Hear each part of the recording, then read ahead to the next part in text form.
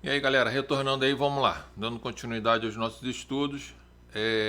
Dentro desse contexto que a gente está falando aqui do furto, né, durante o repouso noturno, tem uma questão que se levantou, porque isso acontece no dia a dia, é que ocorrendo a existência do furto noturno, se a residência estiver habitada, isso afastaria o aumento da pena do parágrafo primeiro, tendo em vista que a casa estaria supostamente vigiada.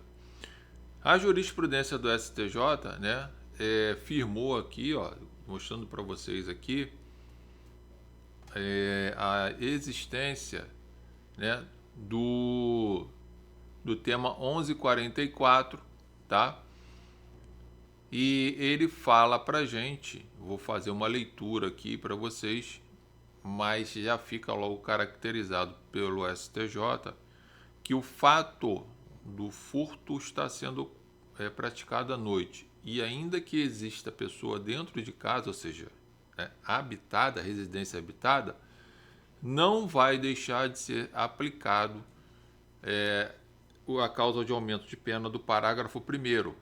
E os argumentos são muito simples. O sujeito pode estar em casa, mas pode estar totalmente relaxado, vendo televisão, escutando uma música, pode estar no telefone, pode estar lendo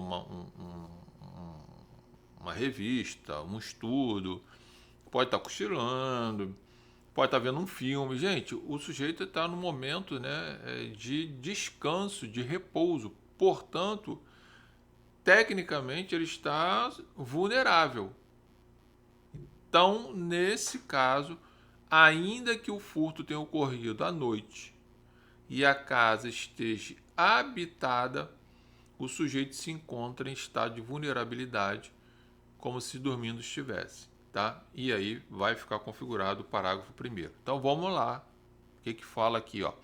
Definir para a tese é 1144, a gente já vem falando dela, tá?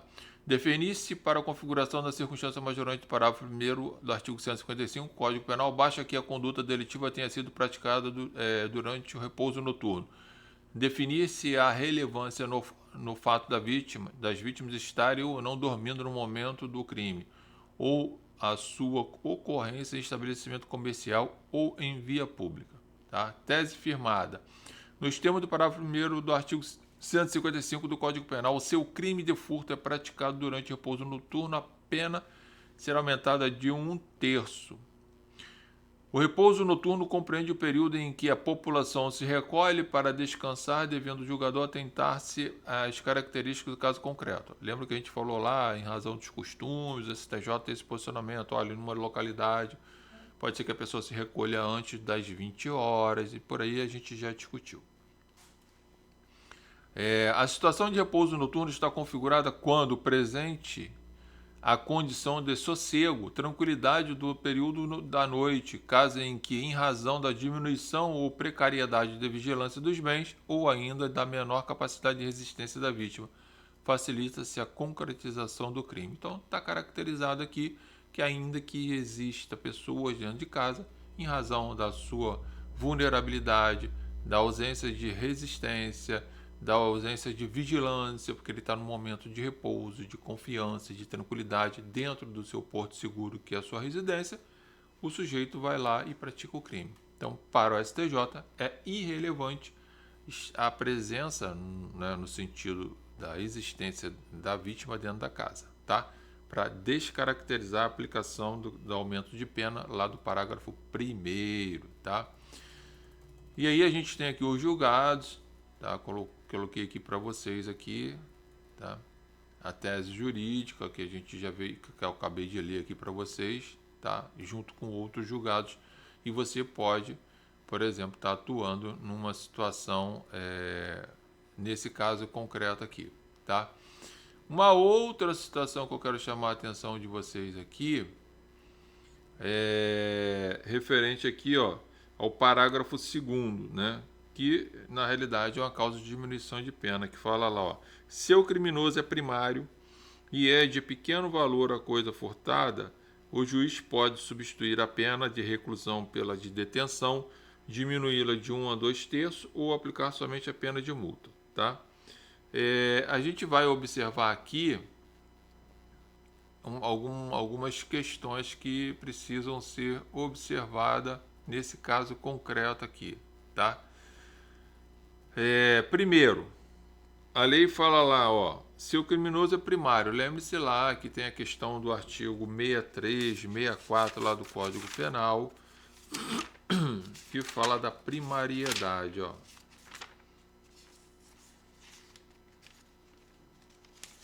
Né? 63, 64,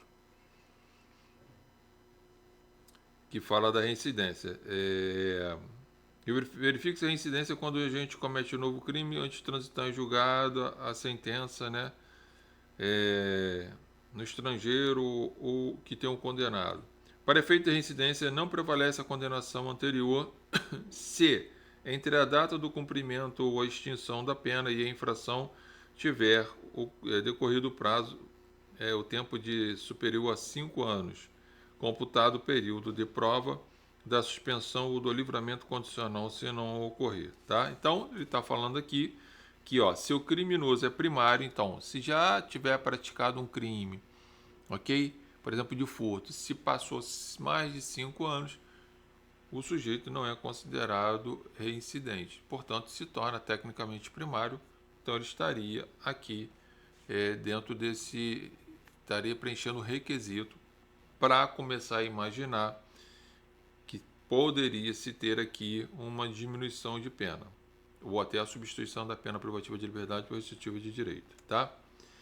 E o outro detalhe que ele fala, e é de pequeno valor a coisa furtada. Gente, vamos esclarecer aqui. Princípio da insignificância, a jurisprudência tem o entendimento seguinte: aplica-se o princípio da insignificância e, portanto, uma vez reconhecido, a conduta do sujeito vai se tornar atípica e ele vai ser absolvido. O que é, ou qual é o limite, ou qual é o parâmetro, né, para a gente poder entender o que seja o princípio da insignificância no que tange ao bem? Coisas ou valor até 10% do salário mínimo, a jurisprudência entende que é princípio da insignificância. Acima de 10% do salário mínimo e até um salário mínimo, vigente à época do fato, é coisa de pequeno valor, ok? Então, se o sujeito furta algo que esse bem é superior a 10% do salário mínimo, em tese não vamos aplicar o princípio da insignificância. E se ele está igual ou abaixo do valor de um salário mínimo, nós temos, né, o que a doutrina e que a própria legislação fala para a gente, coisa, bem, objeto de valor pequeno. Portanto, estaria preenchido o requisito do parágrafo 2º e poderia ser ofertado, em caso de condenação, a diminuição da pena ou até mesmo a substituição da pena privativa de liberdade por multa, ou aplicar somente a pena de multa, ok? Na realidade, o artigo 155, muitos doutrinadores aí, muitos penalistas falam que esse artigo já deveria ter saído do Código Penal e ficar na esfera da área civil, ok? Aqui, ó, falei para vocês já, tá? Tô mostrando aqui para vocês, combinação do majorante com a qualificadora, sexta turma, tá? A gente tem aqui a observação, né, da combinação da majorante com qualificadora, sexta turma, tá? E aí a gente já tem aqui um posicionamento, né, em que o STJ fala o seguinte: é possível, tal como no furto noturno, parágrafo 1º, combinado com o parágrafo 4º, inciso 1, com destruição, rompimento de obstáculo, subtração da coisa. Portanto, é possível, né?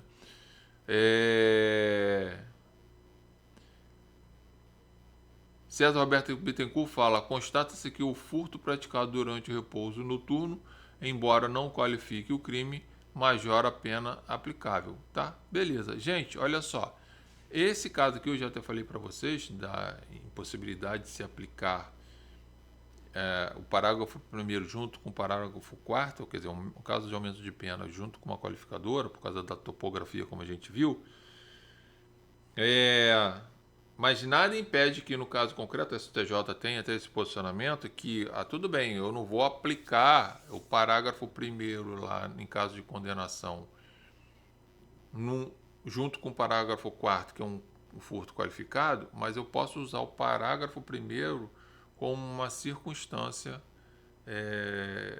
agravante lá do 59, quando eu estou calculando a pena base. Tá? Tem jurisprudência nesse sentido. Tudo isso, gente, vai ser avaliado no caso concreto, mas é só porque tem aqui na jurisprudência que eu coloquei para vocês e há esse entendimento também do STJ, tá? Então, parágrafo 2º, o que você tem que ter em mente aqui? A questão da primariedade, então, portanto, se o sujeito ele é primário, quando que ele é primário? Ele é primário quando ele não praticou nenhum crime que não tenha sido condenado com trânsito julgado da sentença. Transcorridos 5 anos, ele vai e volta a ser primário, pelo menos tecnicamente. Portanto, se o crime, segundo o crime praticado, já tiver transcorrido 5 anos da extinção da punibilidade da pena, ele tem direito a esse benefício. E se a coisa for de pequeno valor, lembre-se, coisa de pequeno valor é acima de 10% do salário mínimo até um salário mínimo. E aí a gente está nesse parâmetro. Porque se for abaixo de 10% do salário mínimo, você vai lutar pela tipicidade do fato, portanto, absolvição do cliente pelo princípio da insignificância, ok? Então, tranquilo isso aqui para você analisar depois aqui junto com os julgados que eu coloquei aqui para vocês, tá? Preciso que vocês tenham em mente, tá? Esses julgados do STJ, porque isso na hora tanto da prova você abre um leque de fundamentação, tanto quanto na hora do caso concreto você já pode, por exemplo, em alegações finais, ou se você está entrando com habeas corpus para trancar o processo, ou se for em caso de recurso apresentar o posicionamento do STJ referente a esse tema aqui, tá? Então vale a pena vocês guardarem, manterem o arquivo e volta e meia vocês precisam estar entrando no STJ para saber se o STJ ainda está mantendo aquela posição ou não, porque já tivemos e vamos ter, isso não tem como mudar, posicionamento do tribunal sobre um determinado fato. Isso é comum acontecer, tá? Daqui a pouco eu estou retornando para a gente estar falando sobre o furto privilegiado qualificado, tá? Se é possível, se não é, qual é o posicionamento da doutrina, qual é o posicionamento da jurisprudência, e a gente já está retornando para ver isso aí.